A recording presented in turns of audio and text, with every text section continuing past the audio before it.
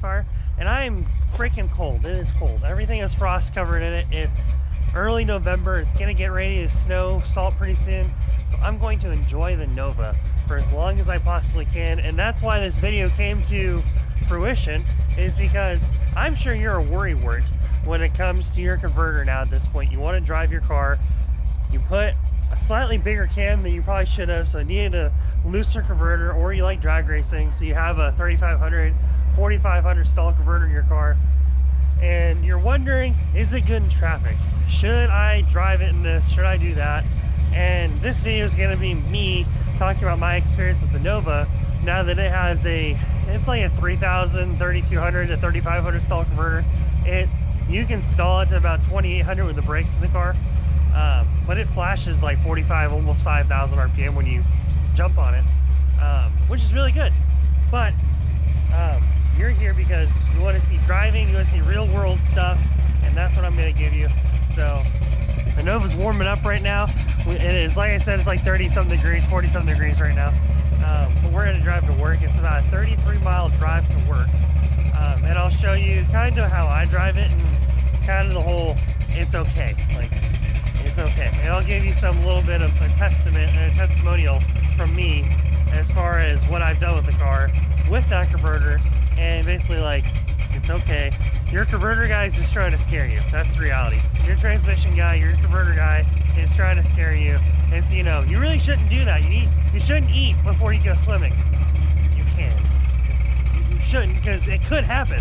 However, will it? Let's find out. I'll see you guys there.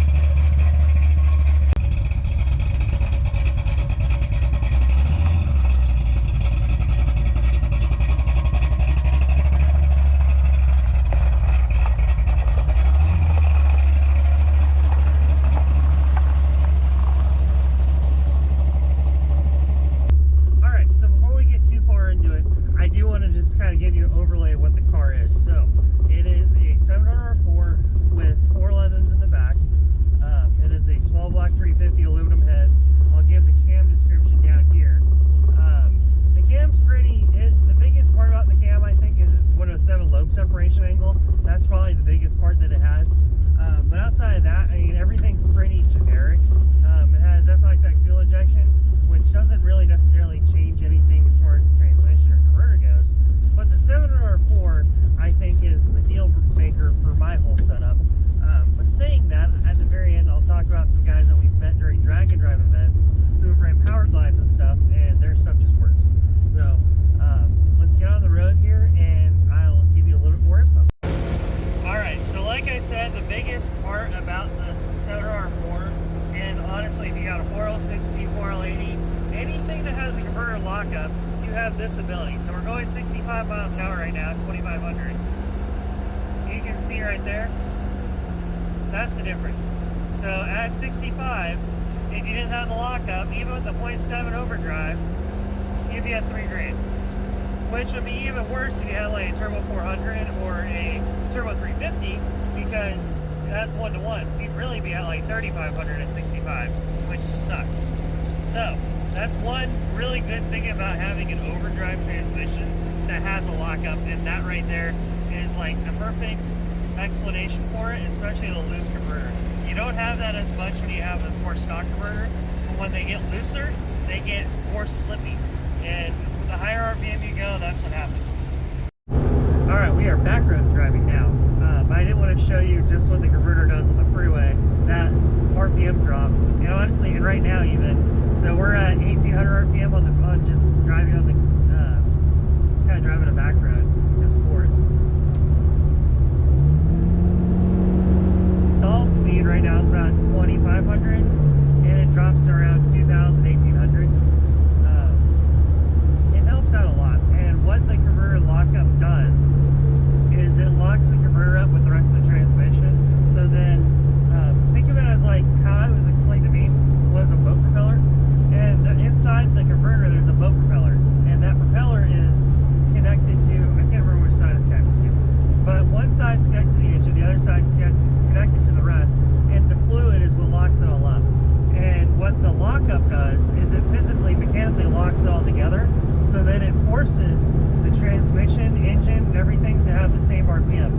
And that's my understanding. So instead of it slipping on the oil and everything, which if in a Turbo 350 or when I don't have it locked up, that propeller is spinning faster than the rest of everything else. So it's shearing that oil and it's getting it really hot.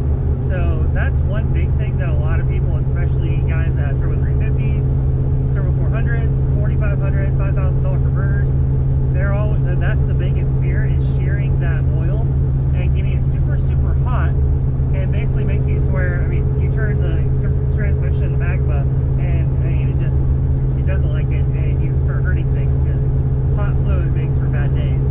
And I'll tell you kind of what those guys do, kind of as a general rule of thumb, but that's kind of what they basically do. But as far as my setup and everything, as far as my setup goes, I've done at this point 2 drag and drive events, which I'll get into drag and drive events if you don't really know what they are. But also about 4,000 miles conservatively, and probably 3,500 to 4,000 miles driven on the car in the last 2 years. And honestly, with 50 or 60 passes under it at the drag strip, it is totally fine. This thing is lock solid, just works. I mean, I've driven to work. It's about, like I said, 33-mile drive one way to work. It works phenomenally. I have no issues. It's super fun to drive because you have, as soon as you turn the converter off, it's almost like you have another gear, and you don't have to even downshift. You just unlock the converter and you mat it. The transmission will downshift for you. And you can lock it back up, and on the freeway and stuff, if you floor it and it has a run already, and you lock the converter back up, it's like you pick up it's like you shift again, and it just starts pulling. It's a really weird feeling, and it's super, super cool. I guess it's close to like a 50-shot nitrous. It's not a lot, but it's enough to where it just wants to pull like a freight train, and that actually does help with the racetrack. We've locked the converter up at the racetrack, and once I shift to the third and I hit lock up and we go through the traps, I picked up about a mile an hour, so going from like 107 to 108, and I've gone from a 1272, 1273 to a 1254. Excuse me. So they're super helpful, and honestly for drag racing stuff, if you're trying to do no time stuff or index racing or things like that, honestly it can help you tremendously. If you're trying to get a certain number, or if you screw up, like if you're wreck racing and you mess up, you spin, you got something like that, you have something on the top end to mess with, and you can, that's where you get a little iffy, but you can mess with stuff on the top end. So as far as that setup goes, I mean, 2 years on it. It doesn't use fluid. We haven't changed the fluid at all. At some point, probably the next year or two, I'll probably drop the pan and look at it all. And I know 704s aren't the strongest. This is a 31 spline. I think it's what they are. I think it's 26 and 31s or 30s. This is the later model one. It's like a 92 Firebird one. So it's the best I can have as far as the case and stuff goes. Has the bigger spline stuff. It has 8-2-10 bolt to back, so little stuff all through it. It doesn't make a ton of torque, thankfully, because everything's up top with the converter and the cam and everything. So theoretically, it gets a run at everything, so it doesn't have any kind of hurt. And the converter honestly helps all that because it doesn't just hit it as hard as it could. That's one thing the converter does too, is if you had a tighter converter and you mat it, you put so much stress and load on everything. Whereas the converter being loose, you let the engine run a little bit freer, so that torque and stuff doesn't hit everything as hard, which is another positive.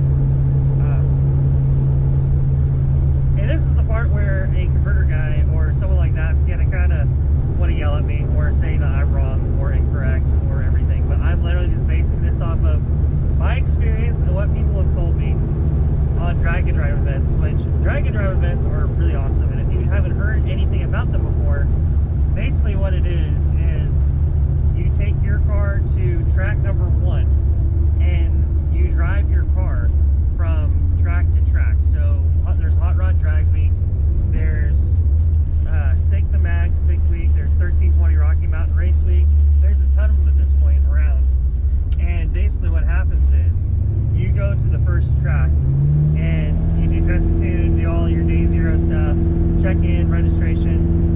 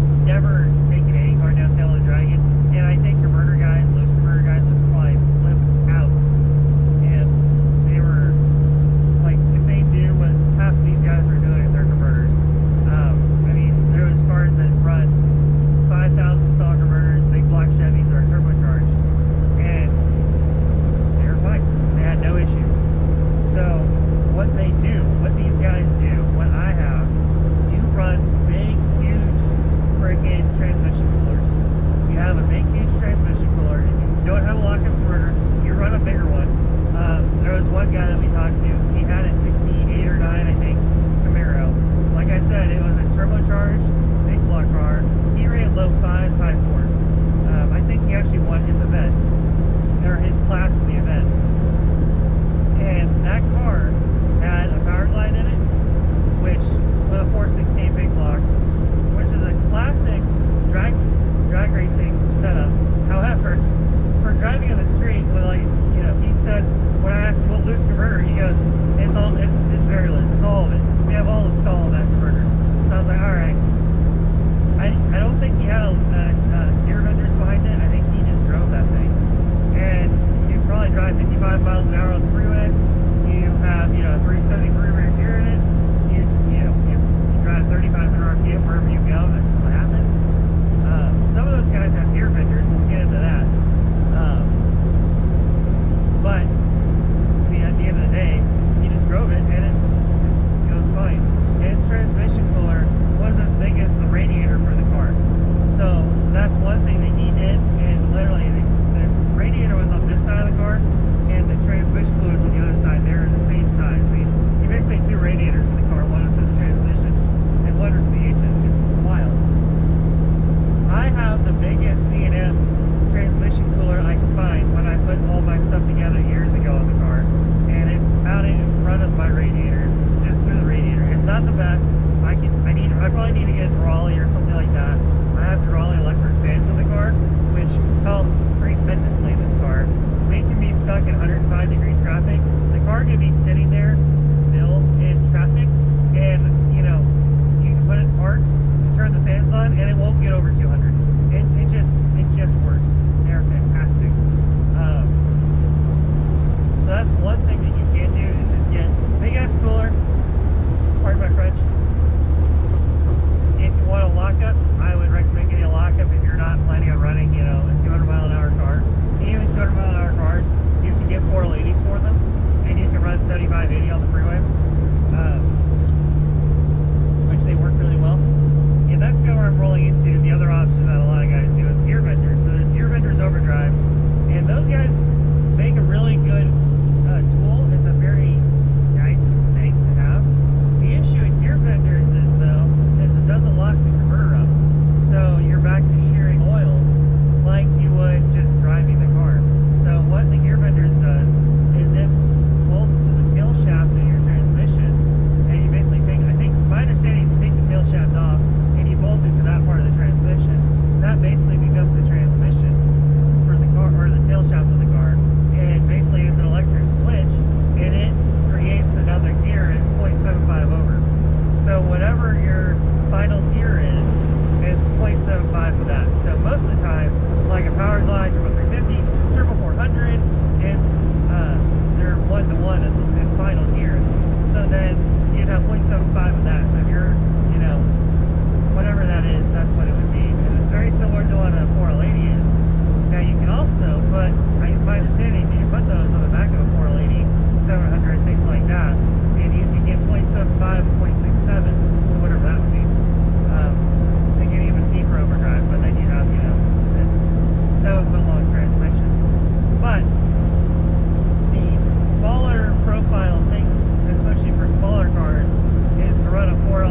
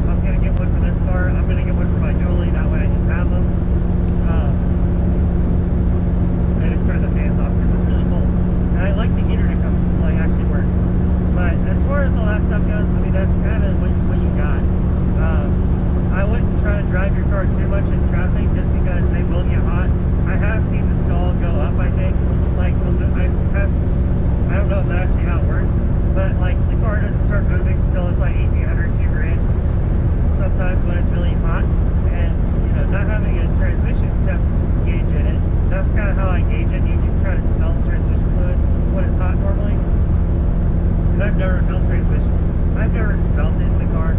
We've never had any issues like that. I think the loosest the converter's ever got was probably, it probably starts moving like 2,500, 2,200, which normally when it's cold, it moves around 1,200. So it probably got a little hot. That was when we were in Nashville, when we were driving through traffic, and it was the stupidest traffic I've ever been in. Like, it was worse than just stop and go traffic in LA kind of thing. We were literally stopped for minutes at a time on, like, just sitting there idling. It was awful. I would not recommend doing that again if I had the choice to. But saying that, the car did great. It was fine. There was no issues whatsoever in anything. So, I mean, with that said, I think I'm going to let you guys go. I'm going to finish getting to work. But I hope you enjoyed this video. I hope my TED Talk a little bit kind of calmed your nerves a little bit as far as driving your car on the street. You really shouldn't be worried all that much if all you're going to be doing is just cruising. If you're just going to your local Cars and Coffee, you have a $5,000 converter even, you have a really hot rod car, you have a really loose converter, you're worried about it for some reason, don't be. It's really not that big of a deal. As long as you're not getting in traffic. If you have a transmission cooler, you really shouldn't be worried about it. Put your plugs on, obviously. But if you're wanting to take drag and drive events, if you're wanting to do stuff like that, I would look at overdrives. You would very much appreciate overdrive. If for no other reason, the drive days and driving in those events gets very long, and it's very fun, but it does get long. And it's nice when you get back to your hotel the last couple of days of an event and you see daylight still. You're not driving in the dark. Because driving in the dark is really fun, especially when you're driving down these, lost roads kind of a deal, back roads in the dark. You've never been here before. You don't know where you're going, and you're trying to travel by map kind of a deal, and you're kind of flipping out. You end up following people, and you're just like, well, I'm following them. I hope they know where they're going. Because you have to follow whatever path there is for you to follow. So, with that being said, thank you guys for watching. I hope that kind of calmed your nerves a little bit about driving with your loose converter. Daily driving install a loose converter is not that big of a deal. If you have, you want to put one in your daily driver car, most new cars have lockup converters. So if you want to put them in a daily driver kind of situation, full send. I mean, I would have no regrets, no stress about doing it. So that's my final for you guys. And with that being said, I'll see you guys later. Be sure to follow along as we do more hot rod stuff. If I loosen the converter up a little bit more, if you want to see more drag racing content, be sure to check us out.